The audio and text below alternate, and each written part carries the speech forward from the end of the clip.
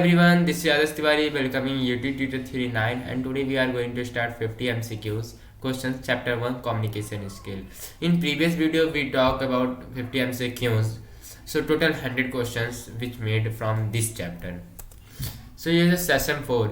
In previous video we talked session 1, session 2, session 3. In this video we talked about session 4 writing skill part of speech.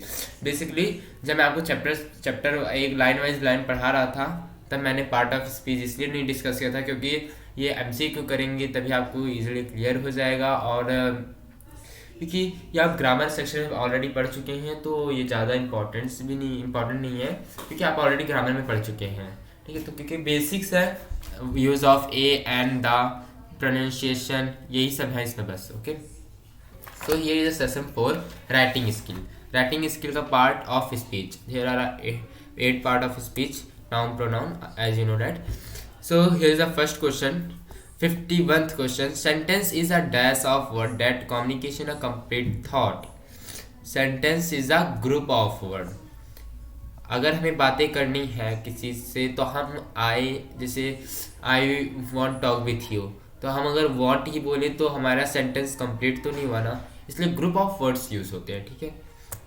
So is the 52th question, a sentence must always start with a dash and end with a dash, capital letter and question mark.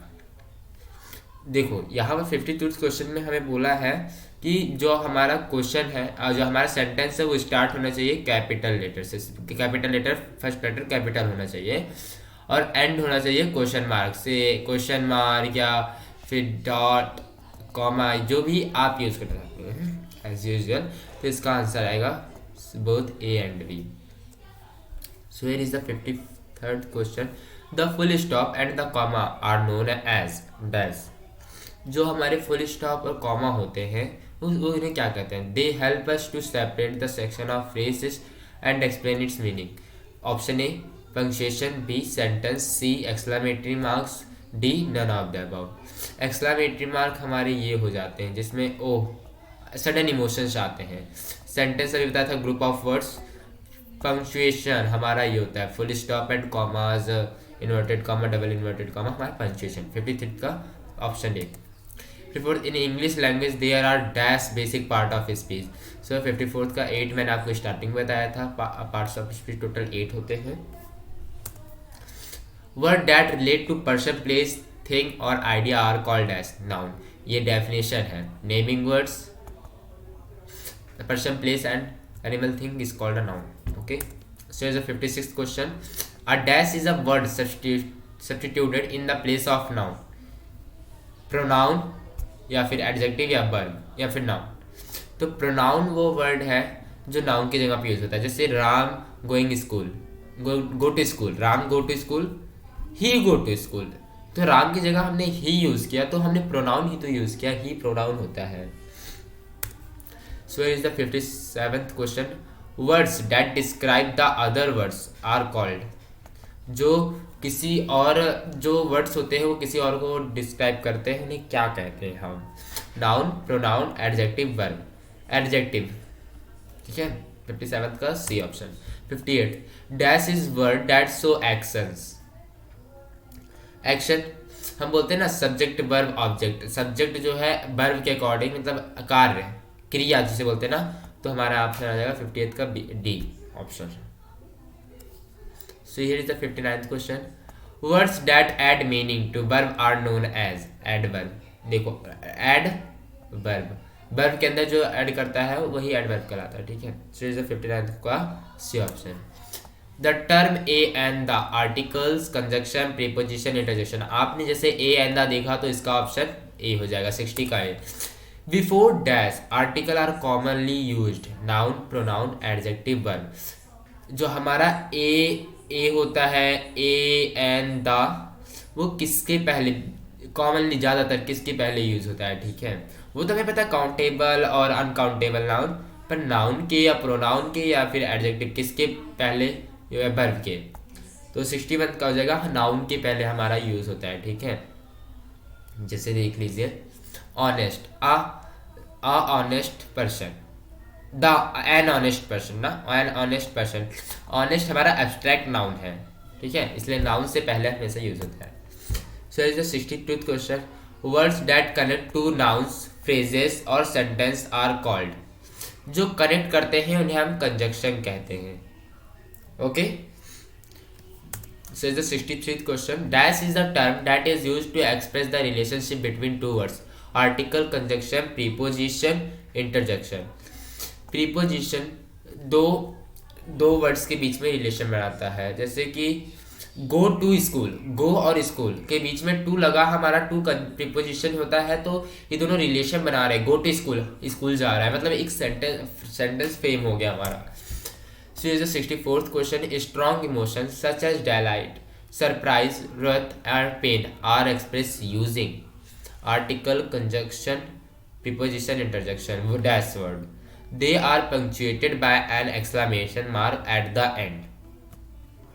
तो यहाँ पर interjection option आएगा। Exclamation, exclamatory आप लिख सकते थे exclamation, but यहाँ पर ऑप्शन में एक्सक्लेमेटर नहीं दिया, तो इंटरजेक्शन भी यूज़ होता है। इंटरजेक्शन में हमारा ये आ जाएगा, बहुत सारे आते हैं, देखते ना कभी कभी डॉक्टर DR लिख देते ना हम लोग, तो ये भी हमारा एक्सक्लेमेशन में ही आएगा, ठीक है। व्हाट इज अ सेंटेंस, यहाँ पर डायरेक्ट सेंटेंस की डेफिनेशन पूछ ली गई है। It is the collection of group of idea, yes ये होता है, बट इसके साथ कुछ और भी होता है। A collection of words that suspect a whole thought, जो सेंटेंस हमें दिया हुआ है यहाँ पर जो भी लिखा हुआ है उसका मतलब भी हमें बताता है, और वो ग्रुप होता है, ठीक है, एक एक वर्ड का, पर्टिकुलर वर्ड का ग्रुप होता है, ऐसा इस ऑप्शन बी में बोल रहा है।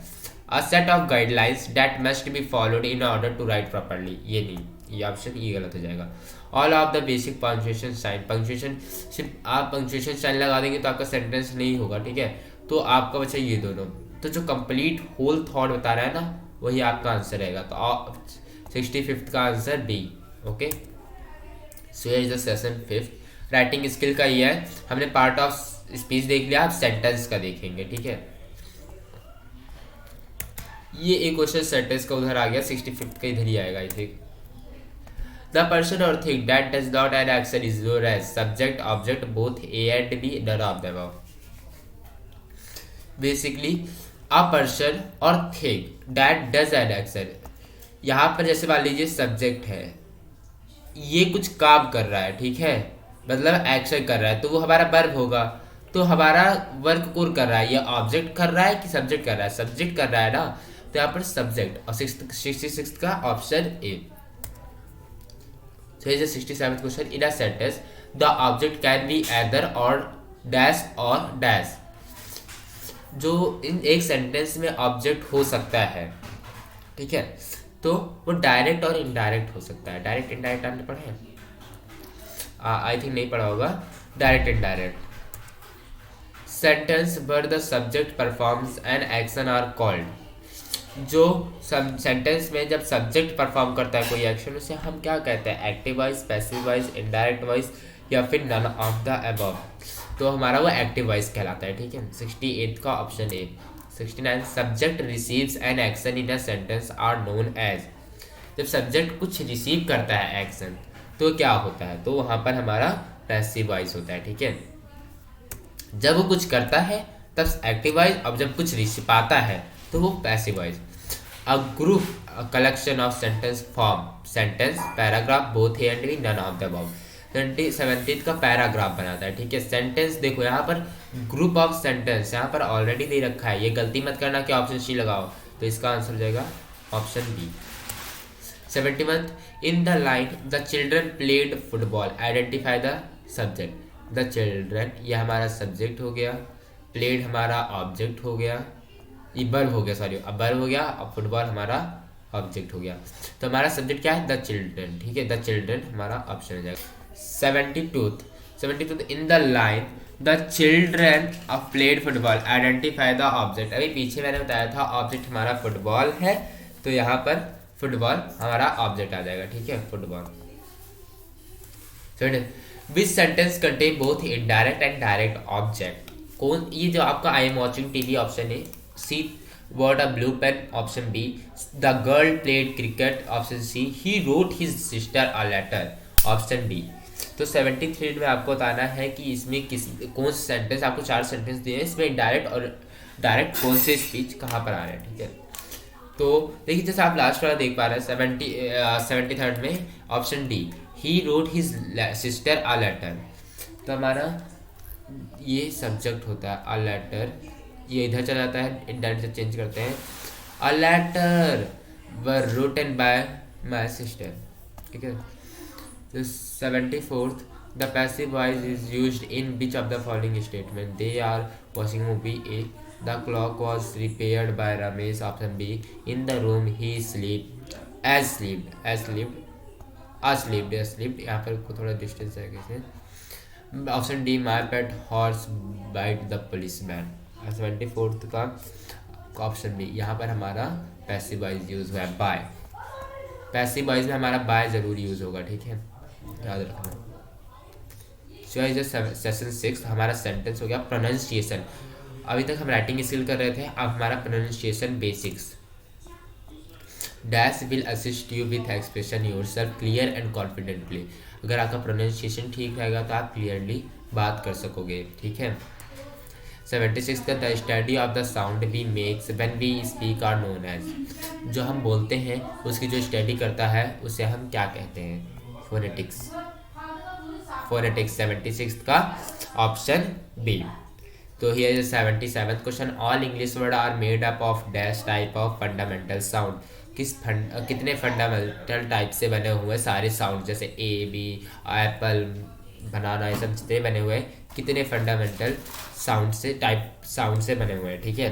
तो 77th का हमारा, there are three type of fundamental sound. इसको याद करके जाना बहुत इंपॉर्टेंट है, आगे अभी 9th क्लास में भी काम आएगा, आगे भी जाके आपको काम आएगा।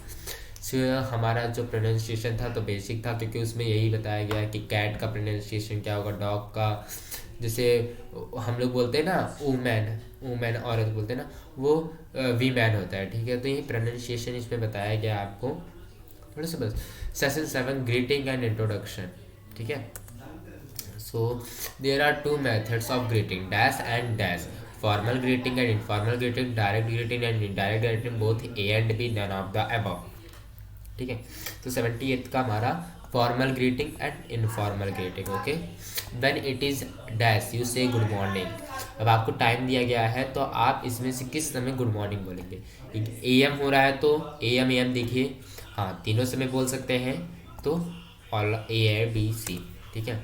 It's when you meet dash you may say hi your teacher in class. आप अपने टीचर से हाय नहीं बोलते, गुड मॉर्निंग मैम बोलते हैं। सीनियर इन द ऑफिस नहीं, योर प्रिंसिपल से तो बोल नहीं सकते, योर फ्रेंड एट शॉप, आपके अपने दोस्त से हाय बोल सकते हो, ठीक है।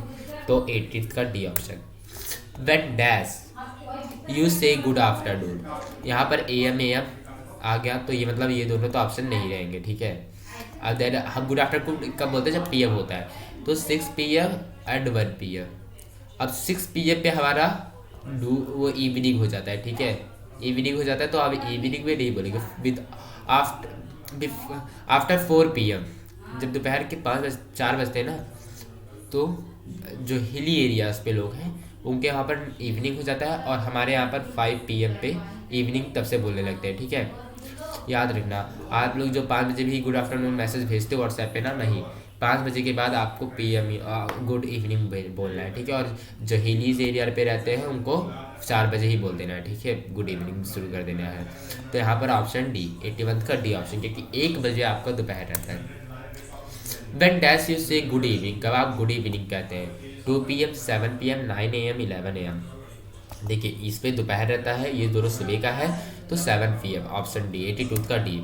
सो ये session 8 talking about self, and session 9 भी इसी में ला दिया, सेशन 8 सेशन 9 को दोनों कंबाइन करके मैंने बनाया है। तो आस्किंग क्वेश्चन 1 ये आपके बुक के अकॉर्डिंग बनाया, ताकि आप इजीली फाइंड आउट कर सको कि हाँ इस सेशन से ये क्वेश्चन बने हैं, तो मुझे ऐसे पढ़ना है, ठीक है। So here's the 83rd question. We can learn more by asking question, gain new knowledge, get information, make sure that what we know is correct, avoid doubt, confusion, mismatch, all of the above.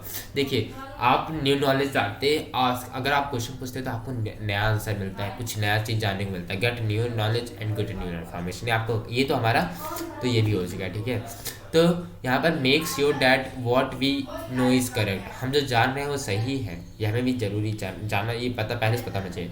About doubt, अपने confusion को दूर रखना है, question को दूर रखना, अपने mind में जो क्वेश्चन है उसको दूर रखना है, ठीक है। तो ये रहता 83 का हमारा all of the about. Dash is the new student in the class, इसमें आपसे उसको बता रहा हु वर वेन वॉट, इसमें क्या आएगा?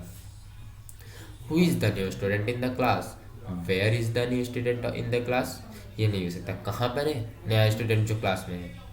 क्लास मतलब वेन, कब, व्हाट, क्या, क्या न्यू स्टूडेंट है क्लास? नहीं, ये नहीं होगा। हु, वो न्यू स्टूडेंट कौन है, ठीक है। Dash does she live, who were when what, इसका 85 का आएगा हमारा वेयर। वेयर, वो कहाँ रहती है, where. 86 that sorry, dash did she join school, when did she, कब उसने ज्वाइन किया। 88 dash is she not talking to anyone in the class, how, where, why, what. Why is she not talking to anyone in the class, क्यों बात भी नहीं करती किसी से, ऐसा इसमें बोला है 83 का।